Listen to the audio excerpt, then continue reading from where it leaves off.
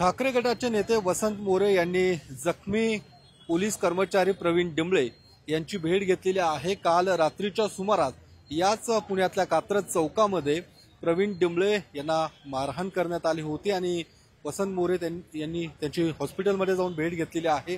काय नेमका हा प्रकार काय होता? प्रवीण डिंबळे यांना कात्रजच्या चौकात मारहाण झालेली नाहीये, त्यांना कोंढवा पिसोळी भागामध्ये मारहाण झाली।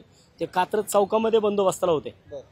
ते प्रवीण डिंबळे यांना मी चांगलं ओळखतो, कारण कात्रज चौकामध्ये जेवढे ट्रॅफिकवाले आहेत ते सगळे माझ्या परिचयामध्ये आहेत आणि प्रवीण हा अतिशय शांत संयमी स्वभावाचा पोलीस कर्मचारी आहे, पोलीस शिपाई आहे। तो राहिला पिसोळीच्या ट्रेन्स फर्निचरच्या मागच्या बाजूला आहे आणि तो 9 वाजेपर्यंत इथंच होता। 9 वाजता त्याची ड्युटी संपली, शेवटची त्यांची हजेरी झाली आणि मग तो घरी चालला होता। तर घरी जात असताना मधली एक छोटीशी गल्ली आहे, त्या गल्लीमध्ये तो आतमध्ये चालला होता। तर एक मोकळा प्लॉट आहे, तर त्याला टॉयलेटला लागली होती म्हणून तो मोकळ्या प्लॉटमध्ये टॉयलेटला उभा राहिला। तेवढ्यात एक जण तिथं काहीतरी 4 व्हीलर गाडीमधनं आला आणि 4 व्हीलर गाडीमधनं येऊन त्याने त्याला विचारलं की बाबा तू इथं का मुततो म्हणून। तर टॉयलेटवरनं त्यांची तिथं भांडणं आली आणि त्यांनी डायरेक्ट तिथं मारहाणीला सुरुवात झाली। त्यांनी फोन केला, अजून 2-4 जण आले।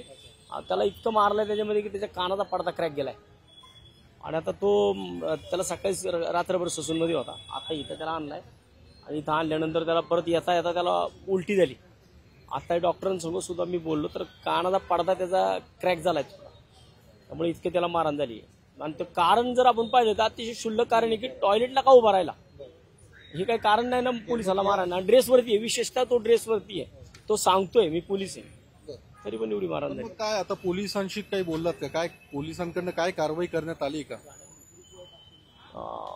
पोलिसांनी आता मला वाटतं की जॉईंट सीपी वगैरे सगळे लोक आता येऊन गेले तिथं। जॉईंट सीपी साहेब पण आले होते, डीसीपी साहेब येऊन गेले, एसीपी साहेब येऊन गेले आणि या सगळ्यांनी आता त्याच्यामध्ये लक्ष घातले आणि मला वाटतं की कारवाई होईल त्याच्यामध्ये। मग कालपासून गुन्हा का दाखल होत नव्हता तेच कळत नव्हतं की काल रात्रीपासून पोलीस विनंत्या करतात। कालपासून पोलिसांचं हे आज स्वतः पोलीस म्हणतो मी प्रवीण संघ बोललो आता, तर प्रवीण पण मला तेच म्हणला की मी कर्मचारी आहे आणि मी टॉयलेटला उभा राहिलो, मी त्यांना सांगतोय मी पोलीस आहे म्हणून मला एवढी मारहाण झाली। पोलीस आहे म्हणून एवढी मारहाण? मी पोलीस सांगतोय म्हणलं मी त्यांना, तर असून ते पोलीस असलं तर काय होतं? कुठेतरी पुण्यामध्ये ज्या पद्धतीने गुन्हेगारी वाढते, पोलीसच सुरक्षित नाही असं एकूण चित्र निर्माण झालंय। 100% एकंदर पुणे शहरामध्ये मला वाटतं की ह्या 8-15 दिवसाची दुसरी घटना आहे। आता सुद्धा एरंडवणा भागामध्ये मागच्या आठवड्यामध्ये एका पोलिसाला मारहाण झाली आणि आता सुद्धा आज हा प्रकार तर फक्त टॉयलेट क्षुल्लक कारण आहे की टॉयलेटला माझ्या प्लॉटमध्ये का उभा राहिला याच्यावरून मारहाण झाली। कायद्याचा धाक पुणे शहरामध्ये बिलकुल राहिला नाही।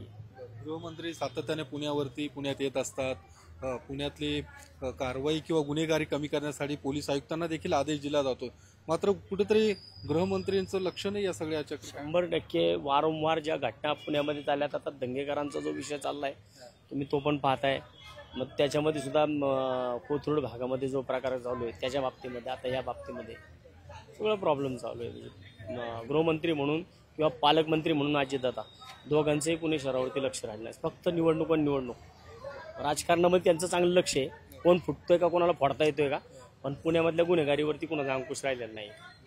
तर आपण पाहिलं वसंत मोरे यांचा आरोप आहे की गृहमंत्री आणि पालकमंत्री अजित पवार यांचं पुण्यावरती लक्ष नाहीये, निवडणुकांकडे लक्ष आहे, मात्र गुन्हेगारी कमी करण्यासाठी कुठलेही प्रयत्न होताना दिसत नाहीये।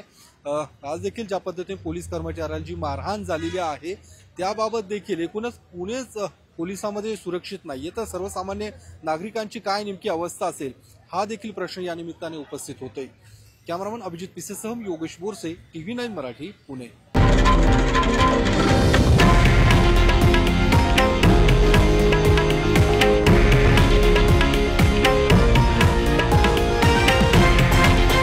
हे आहे देशातील नंबर 1 न्यूज नेटवर्क आणि आपण पाहत आहात TV9 मराठी, एकमेव।